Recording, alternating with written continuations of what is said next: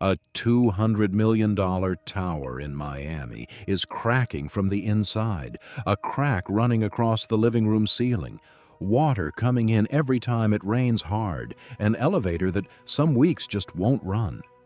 And the real damage started in the foundation back in 2021, years before the first owner ever got their keys. In this video, you'll understand three things: what actually happened under this tower while it was still being built, why the developer is now suing its own insurance companies, and what one buried line in the owner's lawsuit proves: that someone knew this was coming and handed over the keys anyway. We're in Edgewater, the stretch of Miami along the bay. In 2015, OKO Group and Kane International bought the land and planned a 249-unit tower with units priced from $600,000 up to $9 million for the penthouses. They brought in Missoni, the first time in the brand's history that its name went on an entire building. Delivery was set for late 2021. Construction picked up speed in 2019. But in 2021, with nearly 30 floors still to go, the ground under the foundation shifted. Slowly, slow enough that no one on site noticed right away. That shift damaged the structure while crews were still building it, floor by floor. Everything added after that went up on the same unstable base. Delivery, originally set for 2021, slipped by 3 years.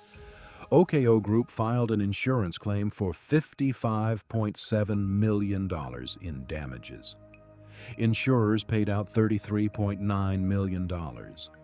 That left a $22.4 million gap nobody wanted to cover.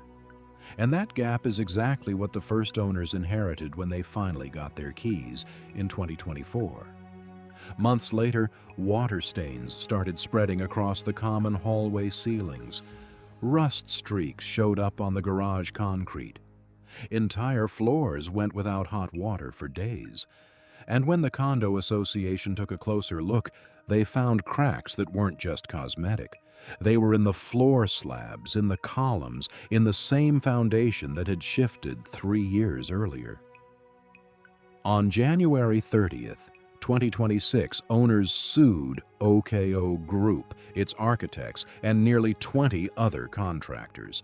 76 defects, documented one by one, filed in Miami-Dade court. 2 months later, OKO Group filed its own lawsuit against its insurers, demanding the $22.4 million still missing from that 2021 settlement claim. Same building, same company, 2 different courts, 2 stories that shouldn't both hold up at once. But there's one line buried inside those 76 points that changes everything. The owner's lawsuit claims OKO Group's own consultants had flagged these problems in writing before the tower was delivered, and that the company chose not to fix them. Missoni, the brand, never signed off on a blueprint or oversaw a concrete pour. Its name sold 249 units. It doesn't appear as a defendant in any of the nearly 24 lawsuits surrounding this tower, and it's not the only case like this. Aston Martin residences a few blocks away went through the exact same pattern. An organized owners association, its own forensic engineers, and the same discovery. The developer already knew. Both lawsuits are still open. No one has said yet who pays for the repairs or when work actually starts. If there's a tower in your city with a designer name and a glossy brochure behind it, drop it in the comments.